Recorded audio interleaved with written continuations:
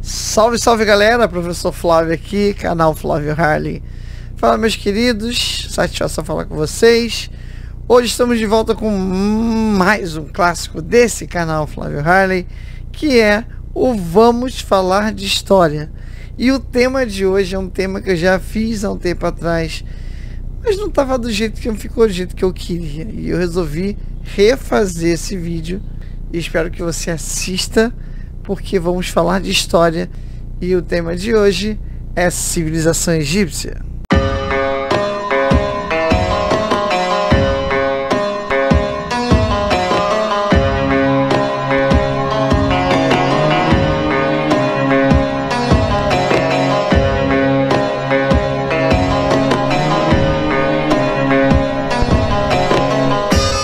Bom galera, nosso tema então, como falei, é Egito Antigo ou civilização egípcia, ok? Então hoje nós vamos aprender um pouco mais sobre essa grande civilização que floresceu no nordeste da África. Então vem comigo, nós vamos atravessar as areias do tempo e as brumas da história de volta a muito tempo atrás, num período muito distante, ok? Então vamos falar hoje sobre civilização egípcia. Beleza? Ok, quando eu penso no Egito e você vai lá ver aquelas ruínas de Karnak, Vale dos Reis, de Tebas, né, e Abu Simbel, o templo de Abu Simbel e outros, é difícil imaginar que em pleno deserto uma civilização conseguiu surgir tão poderosa e tão constante. Então quando eu vejo essas ruínas, eu gosto de pensar que essas ruínas um dia foram lugares incríveis em que a civilização cresceu e se tornou uma das maiores civilizações do mundo antigo. Então vamos falar então mais de Egito. Antes de falar de Egito, nós temos que explicar um pouco mais, entender o que era aquela região do Antigo Oriente Próximo e explicar um pouco mais sobre o Crescente Fértil. Bom, o Crescente Fértil era uma malha de terras que tinha a formação de um crescente, por isso é Crescente Fértil, e era uma malha de terra extremamente fértil. Ela vai aqui do nordeste da África, Israel, parte da Península Arábica, e é daqui que vão surgir as primeiras civilizações. Aqui nós temos a Mesopotâmia e aqui nós temos o Egito. A parte da África bem colada com o Oriente Médio, também conhecido como Ásia Menor, que naquela época era chamado de Antigo Oriente Próximo. Então o Crescente Fértil é essa grande malha fértil de terras com a forma de um crescente, onde surgiram as primeiras civilizações do mundo, Mesopotâmia e Egito. A humanidade surge na África, mas a civilização ela tem como seu berço o Oriente Médio, que na época era chamado de Antigo Oriente Próximo. Então nosso assunto hoje é Antiguidade Oriental, civilização egípcia. Mas deixa eu explicar um pouco a vocês, para poder falar sobre isso aqui, eu quero voltar um pouco mais no tempo, tá? A 10.000 a.C., quando os homens saíram das cavernas. Antes de 10.000 a.C., o mundo passava pela sua terceira era glacial. O homem era caçador e coletor, a humanidade vivia da caça e da coleta. Por isso, todos eles eram nômades, porque buscavam caça para poder alimentar suas famílias. Nesse momento em si, nós estamos na terceira era do gelo. A humanidade tem os seus primeiros inimigos naturais, as grandes bestas. Tigre dente de sabre, o próprio mastodonte era uma grande besta, dentre outros. E devido ao frio, devido às grandes bestas e devido à escassez de alimento, escassez de caça, a humanidade quase teve seu fim nesse período. Quase entramos em extinção. Foi o momento mais próximo de uma extinção que já tivemos, ok? Porém, o que acontece? 10.000 a.C., nós temos então a descoberta da agricultura. De que forma? Nossa mãe é agricultora, uma mulher de repente estava lá num campo aí, percebeu que uma semente que caía brotava. Então isso muda drasticamente. Agora vamos entender por que isso aqui. Primeiro, 10.000 a.C., nós temos a deglaciação da Terra. A Terra começa a aquecer e ocorre processos de deglaciação, descongelamento, fim da terceira era glacial. Essa deglaciação vai levar à extinção dos nossos predadores naturais. Essas espécies vão entrar em extinção, tá? E aí a Terra aquece e fica uma condição muito mais agradável, o clima fica melhor, tá? Nesse mesmo período, nossa mãe agricultura, como citei, ela descobre que a semente que cai na terra brota. Surge então a agricultura. Então, antes, caçadores e coletores nômades, no período paleolítico, período da pedra lascada, agora período neolítico, período da pedra polida. Não somos mais nômades, somos sedentários, nos sedentarizamos, tá? E vivemos da agricultura, do pastoreio de pequenos animais, ainda assim a pesca, a caça, porém não há mais necessidade de constantes migrações. Se não fosse isso, tá? Se não fosse isso, as várias populações do mundo talvez estariam num único lugar, porque o que leva ao surgimento dos povos é as migrações, em virtude da escassez, ok? Nós sabemos que existem 3 povos que vão surgir nesse período. Lembra da Arca de Noé? Noé tinha 3 filhos, Sem, Cão e Jafé. A espécie humana é contada a partir desses 3. Semitas, descendentes de Sem, são os povos como fenícios, os hebreus, os árabes. De Jafé seriam os povos indo-europeus, os povos que habitaram, os primeiros povos a habitarem a Europa e a Ásia, que têm a mesma origem. E, por outro lado, nós temos descendentes de Cão, que são os povos da África Negra. Ok? África Negra e África Branca. É importante a gente entender que nesse período a humanidade está sedentarizada, está colhendo aquilo que a terra dá. E é uma condição boa. Como que vai ser isso? Para você plantar, você tem uma agricultura daquela época, assim como hoje, é sempre próximo às águas, sempre próximo a afluentes de rios. Então, as comunidades hídricas, são essas comunidades que vivem em torno de rios para a agricultura, essas comunidades vão ter um grande crescimento. Isso vai levar à divisão de tarefas. Surgem aí as profissões, ok? Bom, onde nós vamos ter a formação da civilização? No Oriente Médio, na Península Arábica e Egito. Bom, a partir do momento que se sedentarizam, tá?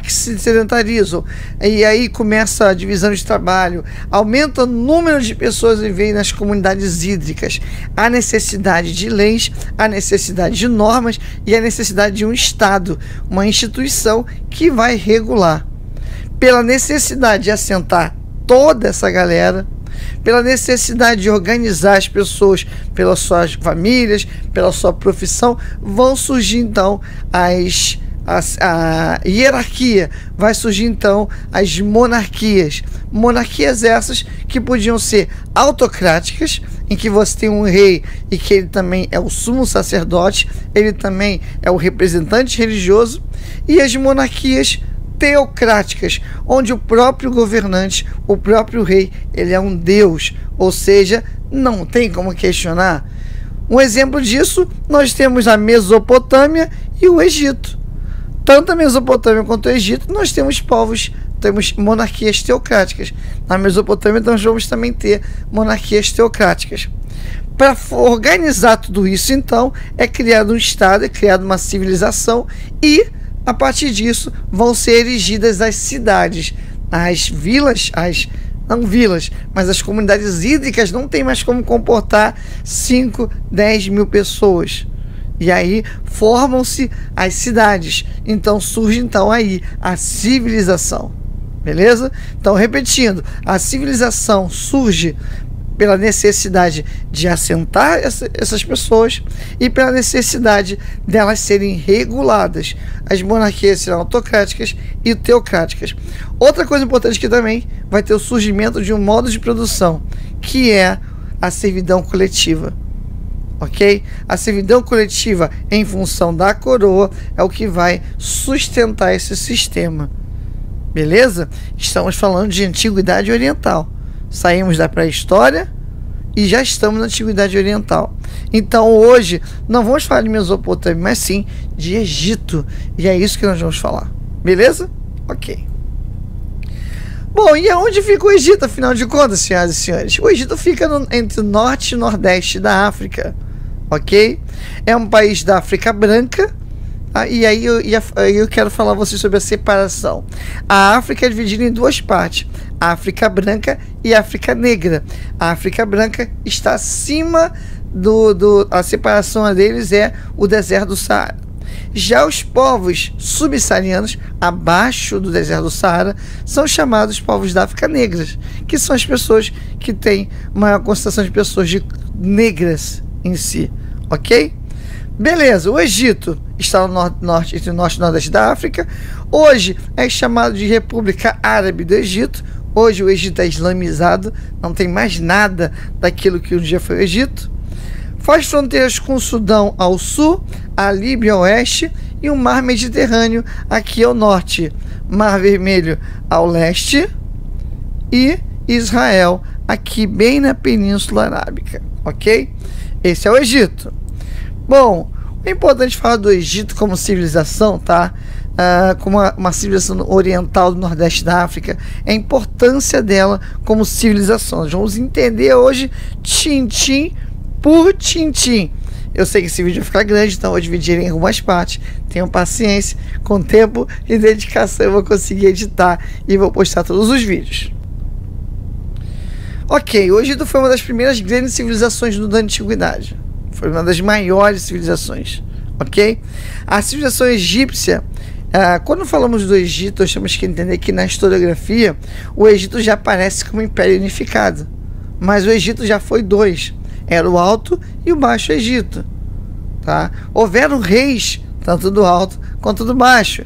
Porém, em 3150 a.C., o grande Menes uniu o Baixo e o Alto Egito e tornou-se o primeiro faraó.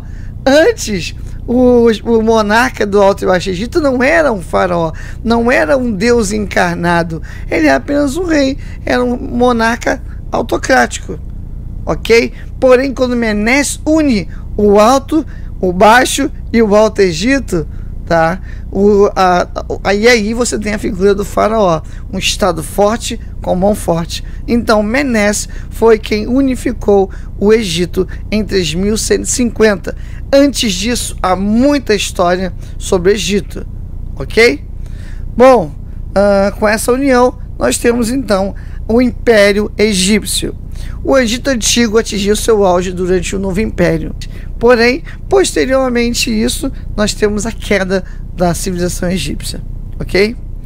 Bom, o governo dos faraós terminaram oficialmente em 31 a.C., quando o Egito caiu sob o controle do poderoso Império Romano, ok? Isso tornou uma província romana quando Marco Antônio foi vencido por Caio Otávio de Turino na Batalha do Rio Ácio. E aí, junto com ele, morreu também Cleópatra. Mas esse Egito era o Egito? Não. Esse Egito de 31 a.C. é o Egito Ptolomaico, tá? Quando Alexandre Grande conquistou o mundo inteiro antes de completar 30 anos, ao morrer aos 32 anos, se eu não me engano, ele não deixou ele não deixou descendentes. Ele governou o mundo, ele saiu da Macedônia, Grécia e chegou até a Índia. E teve como capital do seu império a Babilônia. Quando ele morre, não deixa descendentes. E o que acontece? Os seus generais dividem o império entre eles. O Egito vai ficar sob o controle de Ptolomeu, do grande general Ptolomeu, e serão no total 16, se eu não me engano, 16 Ptolomeus governando o Egito. Porém, 605, na Batalha de Carquemes, na famosa Batalha de Carquemes, essa batalha é o fim do poderoso Império Egípcio, como conhecemos. Depois, ele vai ser dominado por vários povos, pelos gregos, pelos persas, e assim vai, ok? Ok, pessoal, aqui nós temos estátuas, 2 grandes colossos do poderoso Ramsés II. Beleza, para mostrar um pouco mais sobre o Egito, tá? Como é que era dividido o Egito? Havia o Alto e o Baixo Egito, ok?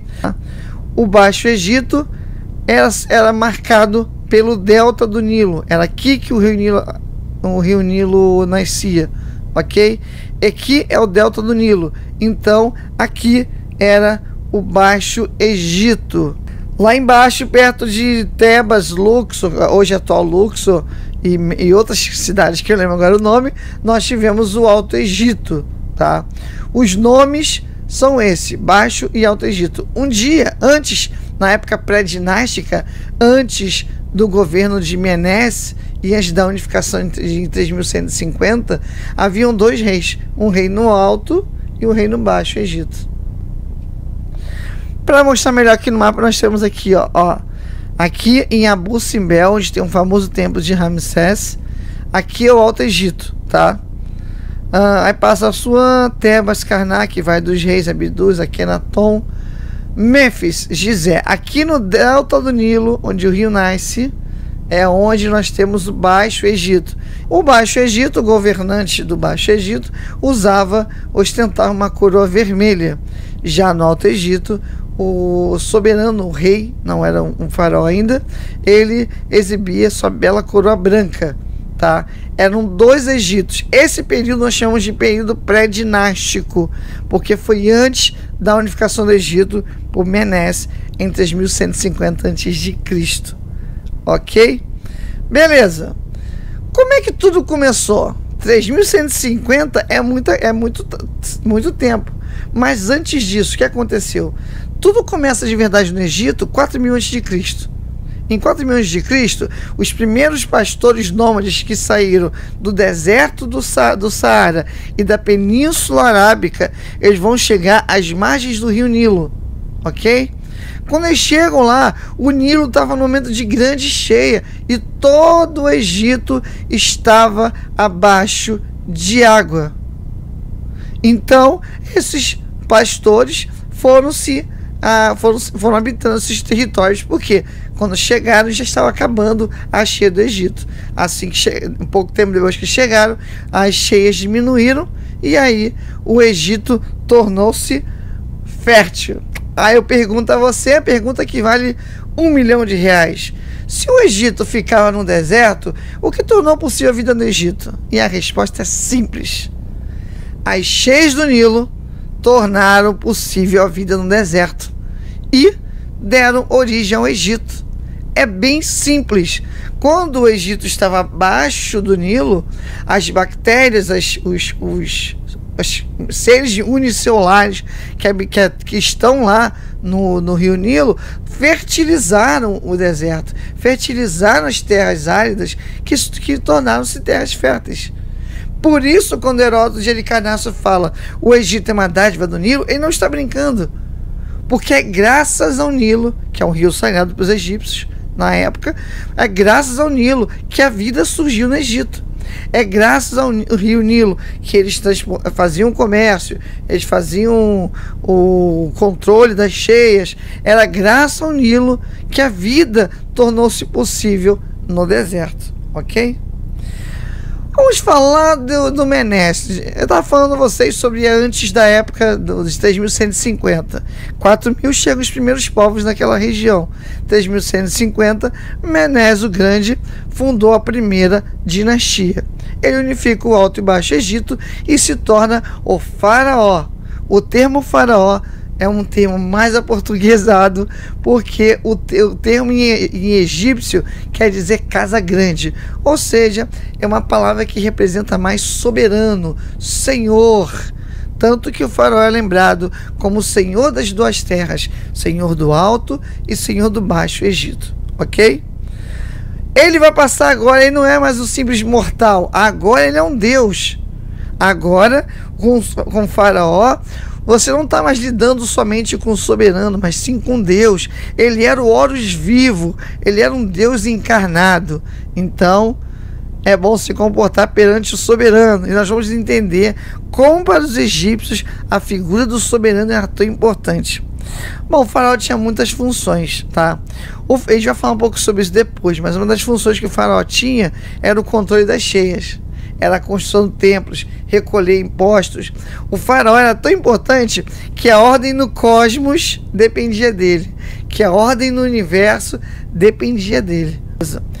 Lembra quando falamos do Alto e do Baixo Egito? Tá? Aqui, ó, novamente a coroa branca do Alto Egito, novamente a coroa branca do Alto Egito e a coroa vermelha do Baixo Egito. Quando Menes, em 3150, unifica e torna o Egito um império unificado, a coroa do faraó, do soberano das duas terras, agora é a soma das duas coroas. Isso é simbólico por quê? Porque isso, eu imagino e os historiadores falam também, é uma forma de lembrar que um dia o Egito já foi dois. Uma forma de lembrar que o faraó não é mais senhor só de um Egito, mas do alto e do baixo. Então a coroa dupla é um sinal desse passado, que um dia foram dois Egitos, ok? Então as duas coroas representam a união dos dois reinos, ok? E aqui eu tenho uma bela coroa de guerra que eu acho linda, essa coroa, tá? E ele usa uma coroa azul quando vai entrar em guerra, beleza? O Alto Egito era a estreita faixa de terra com cerca de 900 quilômetros de extensão, começando em Assuã e terminando na cidade de Mênfis. Não é Mênfis no Tennessee, é Mênfis no Egito, ok? O Baixo Egito é marcado pelo delta do Nilo, é onde o rio nasce. Ó, aqui é o Nilo, aqui é o delta dele, ó, e ele passa por aqui. Aqui é o Mar Vermelho, ó. Posso ter falado errado aqui aquela hora. Aqui é o Golfo, aqui é o Mar Vermelho e mais para cá é o Golfo, mais para cá é o Golfo Pérsico, ok? Então, aqui nasce o Rio Nilo e ele corre toda essa região. Ele vai do Baixo até o Alto Egito, beleza? Gente, vamos falar de uma planta importante para os egípcios, o papiro, né? Todos os registros, livro dos mortos, todas as leis e tudo eles registravam em papiro. O papiro é uma planta que é uma planta que eles faziam uma espécie de papel que durava bastante.